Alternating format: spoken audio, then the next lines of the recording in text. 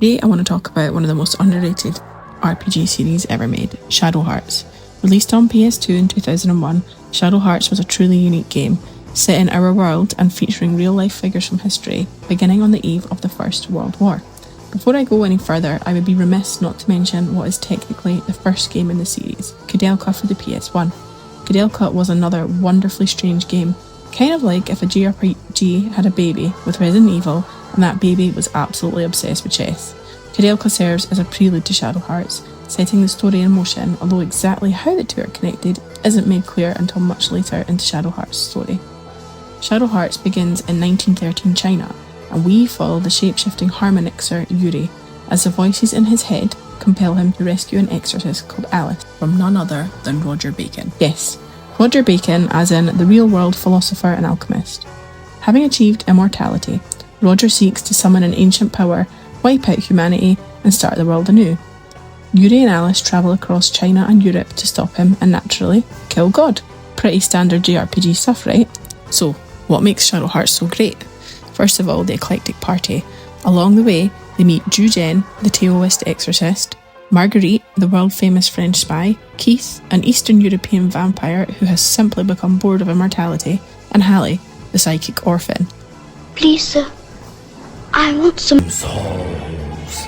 Not only do their wildly different personalities and background make the cast memorable, but each character brings something completely unique to battle. Let's take Alice, who, when she's not casting white magic, is a literal Bible basher. Keith, who can summon swarms of bats or elegantly duel with his rapier. Meanwhile, Marguerite completely forgoes magic and instead pulls out a bazooka or calls in an entire dive bomber halfway through a boss fight. But the most unique mechanic belongs to Yuri himself. Yuri uses what's known as the fusion system. At the end of the battle, you collect the souls of defeated monsters, which can then be transformed into demonic forms that Yuri takes on in combat. Not only is this a fantastic gameplay mechanic, but it ties directly into the lore and Yuri's own fate throughout the story. There are 6 elemental fusion types, each with their own evolutions. They're basically your own little demonic Pokemon that Yuri can transform into. On top of that, although the game is turn-based, every action revolves around the iconic Judgment Ring. Much like the modern mechanics of Expedition 33, you have to time your button presses precisely as the indicator swings around the ring. Miss the timing and your attack can fail entirely, hit the sweet spot and you're rewarded with devastating critical hits. On top of HP and MP, the game also introduces another mechanic: sanity points. Every action in battle consumes SP. If you run out, your character completely loses it, goes berserk and becomes uncontrollable. It's a system that perfectly reinforces the game's horror themes by adding another layer of strategy to combat. Finish the fight before your characters completely lose it. All of these mechanics combine to create a battle system that still feels fresh, challenging and genuinely fun more than 20 years later. The first Shadow Hearts game features 2 possible endings, one good, one bad. However, the second, Shadow Hearts Covenant, made the bad ending canon and explores the devastating consequences it had for Yuri and the world around him. Covenant is often hailed as the best game in the series. We once again follow Yuri, this time joined by an entirely new cast, although many familiar faces still play important roles in the story. The game introduces Karen, who is initially sent to assassinate Yuri but instead joins him on his journey. One of the most fascinating things about Covenant is its tone. The first game is dark, oppressive and tragic.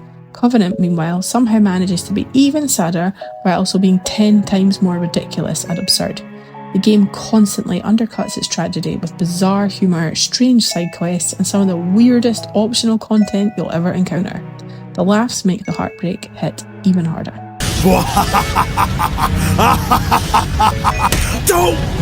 Just like the original, Covenant blends fiction with real history. You encounter figures such as Princess Anastasia Romanov, who actually joins your party, while one of the major villains is none other than Rasputin himself. Few games have woven supernatural horror into genuine historical events quite so successfully. The relationship between Yuri and Karen forms the emotional core of the story. What begins as a mission to kill him gradually becomes something far more complicated, culminating in one of the most controversial twists in JRPG history. The third game, unfortunately, failed to capture the dark atmosphere and emotional highs of its predecessors. Set in America, From the New World tells an entirely separate story with a much lighter tone and a far more comedic approach. Gone are the warm-toned landscapes, tragic romances and gothic horror that defined Yuri's journey. and their place is a brighter, more eccentric adventure that, while charming in its own right, never quite reaches the same emotional depths. That isn't to say the game did everything wrong.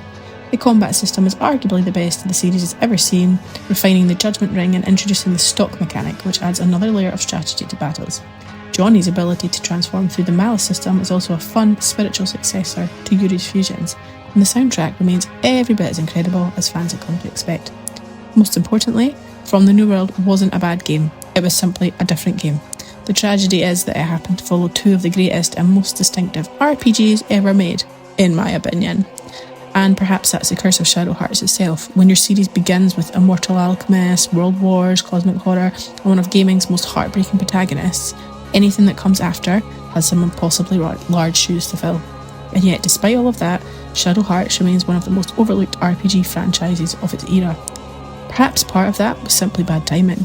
The early 2000s belonged to Final Fantasy X. It was a shiny new face of the PlayStation 2, complete with groundbreaking visuals, full voice acting, and one of the biggest marketing pushes the genre had ever seen. It never had the budget, the advertising, or the name recognition to compete, but for the people who found it, Shadow Hearts became something really special. It's the kind of game you spend the next 20 years trying to convince your friends to play, and they're like, oh, maybe I'll get to it, oh, I don't know. Unfortunately, the company behind Shadow Hearts eventually went bust, and we never saw another entry in the series. And perhaps that's why fans still refuse to let this series die. 20 years later, we're still begging for ports, remasters, anything that allows a new generation to experience these games. While fans continue to cry out for even a simple port, the closest thing we have to hope came in 2022 when several of the original developers announced Penny Blood, a spiritual successor to the series. It looked like everything fans have been waiting for: gothic horror, historical settings, sanity mechanics, monstrous transformations, and that same wonderfully bizarre energy that made Shadow Hearts so special. Unfortunately, the project has since become mired in delays, legal disputes, leaving its future uncertain. As of today, Penny Blood remains in development hell, but nobody really knows when or if we'll eventually get to play it. So the question remains, will we ever see Penny Blood? Will Shadow Hearts finally get the modern port it deserves? It was weird, ambitious, occasionally ridiculous, and utterly unforgettable with its gothic horror elements and real-world settings. But what about you? Have you played Shadow Hearts? Which game was your favourite? And if you haven't, does this sound like something you'd want to experience on modern consoles? Let me know in the comments below.